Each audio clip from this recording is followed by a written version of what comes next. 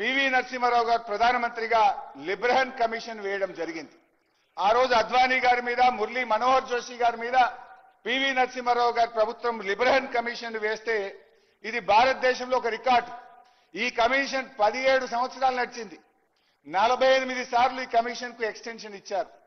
17 ఏళ్లు శోధించి రిపోర్ట్ ఇచ్చారు.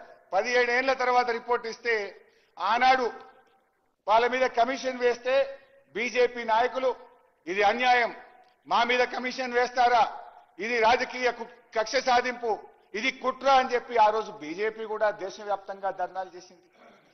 ఇందిరాగాంధీ గారి మీద వేస్తే కాంగ్రెస్ ఇది కుట్ర, ఇది రాజకీయ ప్రేరేపితం అన్నారు. బీజేపీ మీద వేస్తే ఇది కుట్ర, రాజకీయ ప్రేరేపితము అన్నారు. మరి మా మీద వేసింది కూడా ఇది రాజకీయ ప్రేరేపితం, ఇది కుట్ర మాత్రమే. అధ్యక్ష, ఫైనల్ గా ఏం జరిగింది? ఆ రోజు లిబ్రహన్ కమిషన్, మీరు మాట్లాడేటప్పుడు లిబ్రహన్ కమిషన్ రిపోర్ట్ కూడా ఏమైందంటే అధ్యక్ష, 8B కింద ఆ రోజు ప్రొసీజర్ సరిగ్గా ఫాలో కాలేదని ఆనాడు అద్వానీ గారి మీద, మురళీ మనోహర్ జోషి గారి మీద వేసినటువంటి దాన్ని ఆ రోజు కోర్టు కొట్టివేసింది. సో ఎప్పుడైనా కూడా ప్రొసీజర్ ఫాలో కాకపోతే 1952 కమిషనర్ యాక్ట్ కింద అధ్యక్ష ఇవి నిలబడవు. అందువల్ల ఇప్పుడు ఘోష్ కమిషన్ రిపోర్టు కూడా ఇది డెఫినెట్ గా కోర్టుకు ఎప్పుడైతే 8B 8C ఇవ్వలేదని అర్థమవుతుందో ఈ మంత్రి గారు వెంకటరెడ్డి గారు స్పీకర్ సార్ గౌరవ సభ్యులు సీనియర్ శాసనసభ్యులు హరీష్ రావు గారికి మీరు కోర్టు కేసులు దాని గురించి ఇప్పుడు మాట్లాడదామే కాదు, మీరు మేడిగడ్డ, అన్నారం, సుందిల్ల బ్యారేజీలు దాని ద్వారా రాష్ట్రానికి 1,00,000 కోట్ల ప్రజాధనాన్ని దుర్వినియోగం చేసి అక్రమాలకు అవినీతిలు పాడుపడి ఈరోజు దాని మీద చర్చ జరుగుతున్నప్పుడు ఈ కేసుల విషయం అంటే నువ్వు కోర్టు పరంగా కోర్టుకు పోయి స్టే తెచ్చుకోనో ఘోష్ కమిటీని రద్దు చేసో నువ్వు శిక్ష తప్పించుకోవాలనో ఏదో చూస్తున్నట్టు నువ్వు మాట్లాడుతున్నట్టు నాకు అర్థమైంది. నేను ఒక్కటే రిక్వెస్ట్ చేస్తున్నా, మీరు మేడిగడ్డ ఇవన్నీ అక్కడ ఎక్స్పర్ట్ చెప్పిన దానికి కాదని తుమ్మిడిగడ్డ దగ్గర మొదలుపెట్టిన ప్రాజెక్టుని ఎప్పుడో కంప్లీట్ అయ్యే ప్రాజెక్ట్ అది కాంగ్రెస్ గవర్నమెంట్ లో మొదలుపెట్టి ఇప్పటి వరకల్లా చేవెళ్ల వరకు నీళ్లు వచ్చి పచ్చగా పారి ప్రాజెక్ట్ అది. ఆ దాన్ని ఆపి మీరు కమిషన్ల కోసం కిందికి పోయి 3 లిఫ్టులు తీసుకొచ్చి మళ్ళా కిందికి నీళ్లు వదిలిపెట్టాలి. నేను ఒకటి చెప్తున్నా ఎగ్జాంపుల్, నాకు పొరపాటు గ్రాపాటం మరొక్కసారి ఇట్లా ఈ టీఆర్ఎస్ గవర్నమెంట్ వస్తే కింద పోలవరం దాకా 3 లిఫ్ట్లు పెట్టి మళ్ళీ 1,00,000 కోట్లు దోసుకుంటుండే వీళ్ళు. నేను ఒకటే అడుగుతున్నా, ఒకటే మీరు క్లియర్ గా ఈ సబ్జెక్ట్ మీద రండి. అది రేపు వచ్చినప్పుడు మళ్ళీ రేపు సెషన్లను ఈ ఘోష్ కమిటీలు ఏ కేసులు జరిగినాయి, 1975 ఏం జరిగినాయి అవన్నీ తర్వాత మాట్లాడదాం.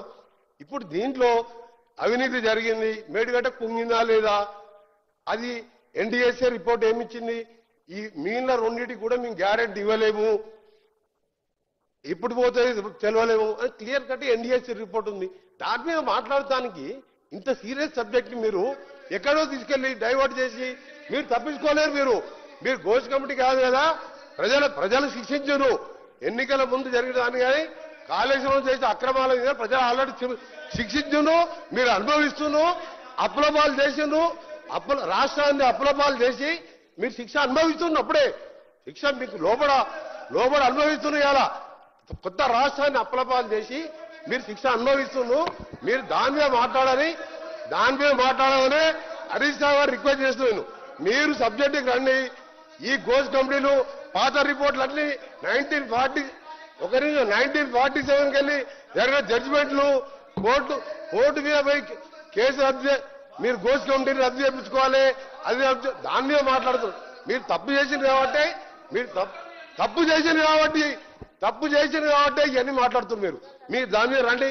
మేడిగడ్డ కాళేశ్వరం అన్నారు, మీరు ఎట్లా ఏ విధంగా చేస్తున్నారు, దాంతో నిరుపయోగం చేసి ఇవాళ 11,000 ఆల్రెడీ ఖర్చు పెట్టి మా చేవెళ్ల రంగారెడ్డి ప్రజలు ఇంత హైట్ లో ఉంటే ఇప్పటివరకల్లా పచ్చగా భారీ ప్రాజెక్టుని వాళ్ళ కడుపు కాడ వాళ్ళ మొత్తం నోటికాడ బుక్కలు లాక్కొని మీ కమిషన్ల కోసం ప్రాజెక్టులను కింద పెట్టి ఈరోజు దాని మీద మాట్లాడుకుంటాను. మీరు మాట్లాడుతుంటే ఒక సీనియర్ సభ్యులు స్టేట్ గా ఈ సబ్జెక్టుకి రండి, కాళేశ్వరం రండి, కొలాబ్స్ అయింది, మా తప్పైంది ఒక్క నిమిషం హరీష్ రావు మా తప్పయింది, మా నాయకుడుకు ఎదురు చెప్పేది వాళ్ళు లేడు, ఆయననే సీఎం, ఆయననే చీఫ్ ఇంజనీర్, ప్రపంచంలో వింత కట్టిండు, వింత కట్టినట్టే కట్టిండు, టూరిస్టులను తీసుకుపోయాడు, అది చూడకపోతే కూలి కూడా పోవడం జరిగింది.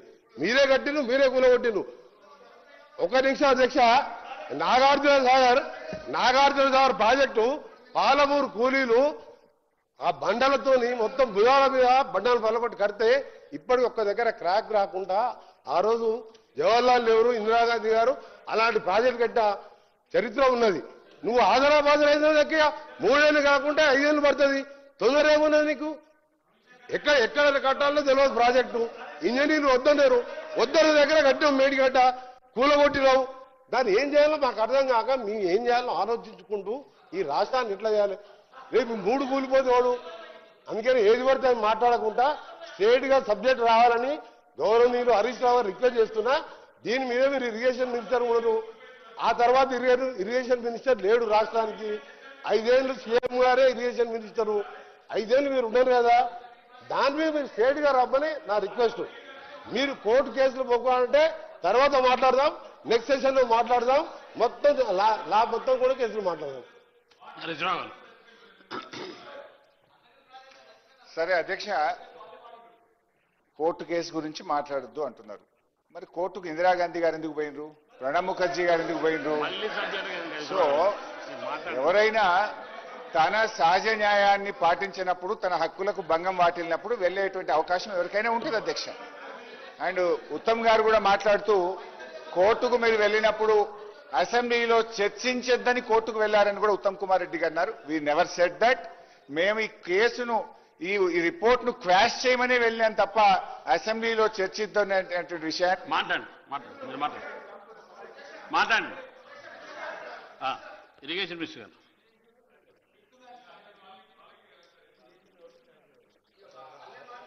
స్పీకర్ సార్, మీరు వేసిన స్పెసిఫిక్ ఇష్యూ మేమేమో క్యాబినెట్ లో చర్చించి, అసెంబ్లీలో చర్చించి వే ఫార్వర్డ్ పోతాం మేమన్నాం. మీరేమన్నారు? అసలు ఇంటరిమ్ స్టే అడిగినరు. శాసనసభలో కూడా శాసనసభలో చర్చ ఉండకూడదు, శాసనసభలో చర్చ ఉండకూడదు అని మీరు ఆ కోర్టులో ప్లే చేసుకున్నారు. మాట్లాడండి హరీష్ రావు. ఉత్తమ్ గారు పాపం సరిగా ప్రిపేర్ కానట్టున్నాడు. Let him check the report. మీ అడ్వకేట్ జనరల్ ఫోన్ చేసి తెప్పించుకోండి, నా పిటిషన్ తెప్పించుకొని చదువుకోండి. Come prepared. మీరు చెప్పినవన్నీ కూడా చాలా బద్దాలున్నాయి. I will come to you. So గౌరవనీయులు కోమటిరెడ్డి వెంకటరెడ్డి గారు పెద్దలు మాట్లాడుతూ, వెంకన్న మాట్లాడుతూ ఏమన్నాడంటే, హరీష్ రావు గారు మీరు సబ్జెక్ట్ మాట్లాడండి, మాట మార్చొద్దు అన్నారు.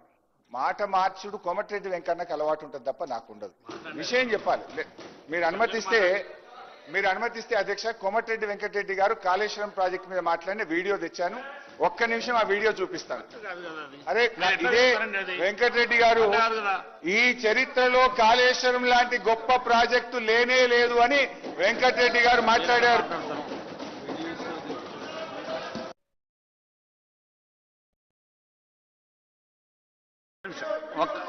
ఒక్క నిమిషం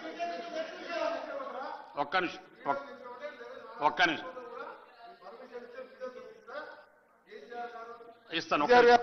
ఒక్క నిమిషం. మీరు వీడియోలో ఇక్కడ ప్రదర్శన రూలింగ్ ఉందండి, మీరు మళ్ళా వీడియోలో ప్రదర్శిస్తే ఎట్లా? మీరు సబ్జెక్టు మాట్లాడమని చెప్పినారు, మళ్ళా వీడియోలు ప్రదర్శిస్తే ఎట్లా? మీరు వీడియోలు ప్రదర్శిస్తే ఎట్లా? తెలంగాణ కోసం నేను ఉద్యోగం చేసి రాజీనామా చేసి నిరాహార దీక్ష చేస్తున్నప్పుడు కేసీఆర్ గారు, ఇదే హరీష్ రావు గారు, మా రామన్న గారు, కేటీఆర్ గారు, ఇతర శాసనం వచ్చి తెలంగాణ గురించి నేను చేసినవన్నీ కూడా చెప్పాను. తెలంగాణ ఎట్లొచ్చింది, కాంగ్రెస్ పార్టీ ఎట్లా ఇచ్చిందో వాళ్ళు కూడా చెప్పారు. సోనియా గాంధీ గారు దేవత ఇదే ఇక్కడే కూర్చొని సోనియా గారు, కేసీఆర్ గారు ముఖ్యమంత్రిగా మొదటి సభలో ఒక మాట అది ఎవరు చెప్పినా చెప్పకపోయినా సోనియా గాంధీ తెలంగాణ దేవత. సోనియా గాంధీ లేకుంటే తెలంగాణ ఎప్పటికీ వచ్చేది కాదని అంతకుముందు 14 మంది వీళ్ళ కుటుంబ సభ్యులు హరీష్ రావు గారిని తీసుకుపోలే. 14 మందులు మా నాయకురాలు సోనియా గాంధీ గారు కలిసి వారి కాళ్ళు మొక్కి మీరు తెలంగాణ దేవత తల్లి అని చెప్పి అన్నది మీరే గారా? అలాంటి వీడియోలు చూపించమంటారు నన్ను? మీరు ఎన్ని మాట్లాడిన తర్వాత సోనియా గాంధీ బలిదేవత అని మాట్లాడింది. అందుకనే వీడియోలు ఎలక్ట్రానిక్ కాదు.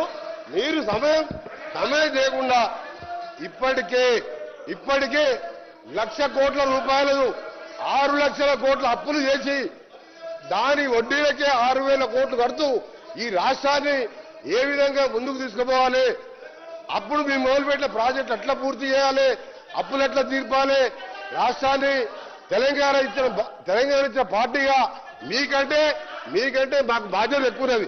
మీకు బాధ్యత లేదు. మీకు తెలంగాణ రాష్ట్ర సాధనలో మీ పాత్ర లేదు. ఉంటే ఇవాళ కాళేశ్వరంలో కేసీఆర్ గారు ఎందుకు రావు? ఇవాళ బీసీల గురించి రిజర్వేషన్ ఇంత పెద్ద ఇష్యూ ఉంటాయి.